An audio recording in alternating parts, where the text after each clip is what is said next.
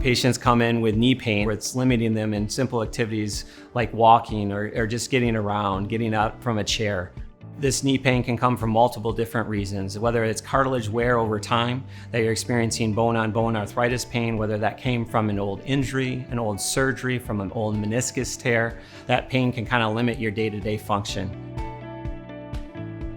Patients are getting by with anti-inflammatory medicines to try to cool that inflammation. We can do several different types of injections, but once their symptoms are involved enough beyond conservative management, and we get into talking about surgical options. I was the first orthopedic surgeon in West Michigan performing total knee replacement with the Mako Robotic technology.